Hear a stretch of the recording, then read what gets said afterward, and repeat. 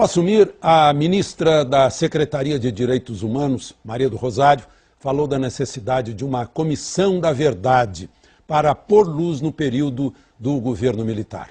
O novo ministro-chefe do Gabinete de Segurança Institucional, general José Elito Carvalho Siqueira, disse que o Brasil não tem que se envergonhar de seu passado e teria recebido uma repreensão da presidente. O Espaço Aberto vai discutir esse assunto com o deputado Jair Bolsonaro, PP, Rio de Janeiro, ex-militar, ex-oficial das Forças do Exército. Ele está nos nossos estúdios no Rio de Janeiro. Deputado Bolsonaro, o doutor Mohamed fala em sem caráter revanchista.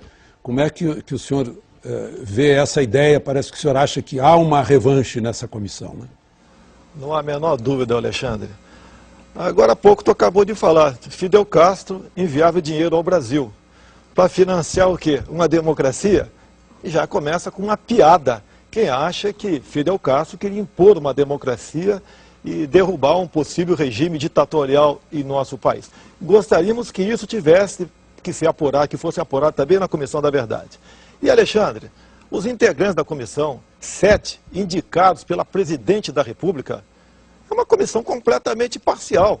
E digo mais, por que não colocar aqui na comissão integrantes do Clube da Aeronáutica, do Clube Militar e do Clube Naval? Por que esse temor? Nós temos militares que conversam comigo que querem colaborar com a verdade e não com essa farsa que está aqui. E não é apenas esse artigo. Eles querem apurar aqui crimes aqui, como por exemplo, tortura, mortes, desaparecimentos forçados e ocultação de cadáveres. Não querem apurar justiçamentos, como eles justiçaram vários no Araguaia e aqui na área urbana também. Não querem apurar sequestro de avião, sequestro de autoridades internacionais, execuções, como do capitão Chandler, como do marinheiro inglês também, execução, depois de Bárbara, tortura, do tenente Alberto Mendes Júnior no Vale do Ribeira. Não querem apurar carros-bomba. Olha, essas são as armas para se impor uma democracia em um país qualquer. E os grupos revolucionários da época, os seus integrantes faziam curso em Cuba. A própria família Grabois, né, o garoto de 17 anos que desapareceu no Araguaia, antes de ir para o Araguaia, o pai mandou o garoto fazer um curso em Cuba, em 70. Curso do quê em Cuba? De direitos humanos? De boas maneiras? De ética? É curso de guerrilha. Curso com aqueles que desceram de Sierra Maestra e ao tomar o poder em Cuba, né, em nome da democracia, é sempre assim, botaram milhares no paredão. Então, com esse espírito desta comissão, não é possível chegarmos a lugar nenhum. E tem ainda, o Alexandre, um ponto mais grave. Como está no projeto do Executivo aqui, a comissão dita da verdade tem o poder de veto, ou seja, as informações prestadas, né, terão seu caráter sigiloso mantido. Então, eles fazem um trabalho violento junto à sociedade, em nome da Comissão da Verdade, angariam documentos, inclusive tem um poder maior ainda do que uma CPI, essa comissão aqui, que ela pode requerer, convocar, inclusive, em tese, realiza busca e apreensão. Ela pode chegar na casa de um velho general, um velho capitão, e meter o pé na porta e procurar o que acha que pode ter lá dentro. Isso está no projeto, isso aí fere aqui o nosso Estado democrático de direitos, fere tudo. Eu não sou constitucionalista não, mas tenho bom senso para isso. E dizer aos doutores que estão aí que os militares querem a verdade, não a farsa que está aqui. Isso é uma farsa, isso é uma mentira.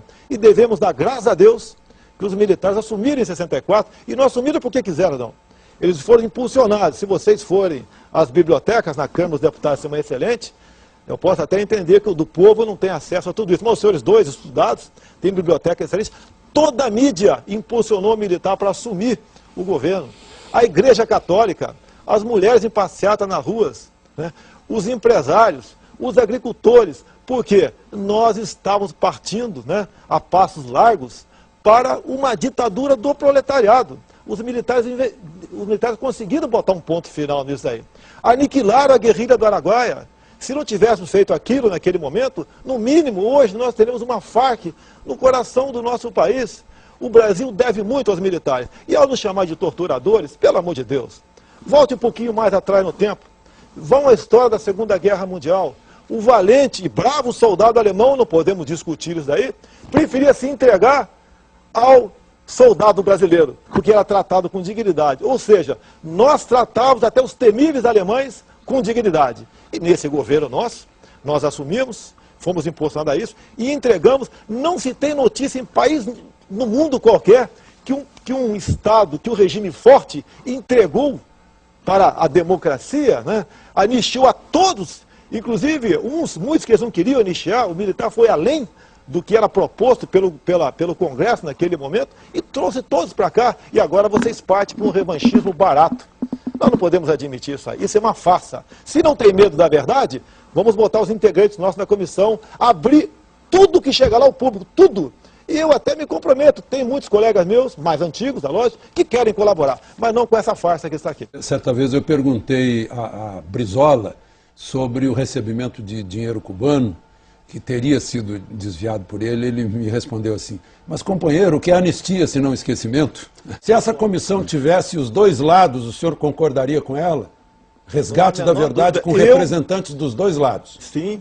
Eu e os representantes, os presidentes de clubes militares, nós colaboraríamos, inclusive. Tem muito caso que não está esclarecido. Você pode ver, não vamos nem passar para hoje em dia.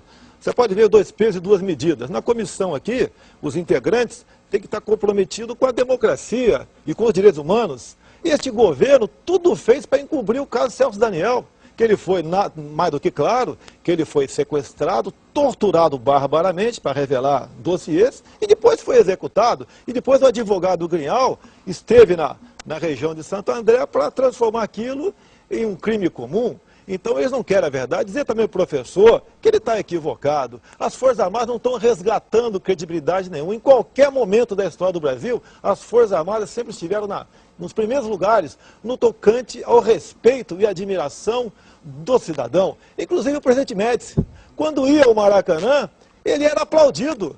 E vocês chamam isso, um presidente que estava no auge da tortura, execução. Na verdade, não. Na verdade, estava no auge dos movimentos subversivos e guerrilheiros de terroristas em nosso país. Foi daquele momento no governo Médici, é que tivemos o recrudescimento, né, de terrorismo, carros-bombas, sequestro de autoridades. Tem caso que está nebuloso ainda. O caso do carro-bomba que matou o Sentinela no QG do 2º Exército lá em São Paulo, o Mário Cosel Filho, está nebuloso até hoje. Tá? Vocês têm ministros hoje, como o Carlos Mink, que participou de latrocínio no Banco Bonfort, aqui no Rio de Janeiro. Então tem muito caso, está nebuloso. Se pegar 1000 garotos de uma escola do 2º grau hoje em dia e perguntar, já houve sequestro de avião no nosso país, vão falar que não. Você pode ver, o caso aí do embaixador Sérgio Vieira de Mello, morreu lá em Bagdá com carro-bomba, foi uma comoção nacional. Agora o carro-bomba que matou Mário Cosel Filho, ninguém quase sabe disso. Então nós queremos toda essa verdade e as circunstâncias. Não fale em tortura, porque hoje em dia, qualquer bandido aí, quando vai para um tribunal de júri, quando se lê o depoimento dele, naquele primeiro momento que ele foi preso, ele fala, esse depoimento foi conseguido através de tortura. É o argumento que vocês usam. Não me fale em preso político. No regime militar existia a detenção por vadiagem. Então esses guerrilheiros, esses que faziam curso em Cuba, andavam com documentos falsos. Quando participavam de suas atividades criminosas e acabavam sendo mortos, eram enterrados como indigentes. Por quê? O João da Silva não existia, não, a Mariazinha não existia, então acabava sendo enterrado como indigente e hoje transformaram-se em presos políticos. Ora, meu Deus do céu, o que vocês falam sobre o Farinas lá em Cuba, né, que o pessoal do PT, a cúpula do governo, frequenta Cuba, em especial em tempo de férias? O que fala em direitos humanos lá? O que o governo fez no tocante ao não apedrejamento aí daquela senhora iraniana? Poxa, pelo amor de Deus, então nós queremos, é a verdade, o Alexandre Garcia, não tem, a verdade está para nós como a fé para o cristão. Nós queremos a verdade, mas não com uma comissão hipócrita como essa aqui, defendido por gente que a gente vê claramente, até o doutor Vadir Damu tem um espaço muito grande no jornal aqui do Rio de Janeiro, tá? Que o tempo todo ataca os militares, fala em estupro, em empalamento e outras barbaridades, sem prova de absolutamente nada, tentando se cacifar, quem sabe, né? Eu não quero fazer o mau juízo dele, mas para ir para ser indicado por um superior o Supremo Tribunal Federal, um outro órgão qualquer, ou fazer parte do Ministério da Justiça. Eu quero até entender que não seja para isso, mas o ódio dele para com os militares é muito grande. E que país é esse? Que país é esse que trata as Forças Armadas dessa maneira? Falar em minoria, isso não procede. Eu recebi uma sugestão de uma professora universitária, sugerindo que fosse uma comissão acadêmica e não uma comissão política a fazer esse tipo de resgate da memória. Muito obrigado pela sua participação, deputado Bolsonaro. E o Espaço Aberto volta na próxima semana com outro tema de interesse nacional.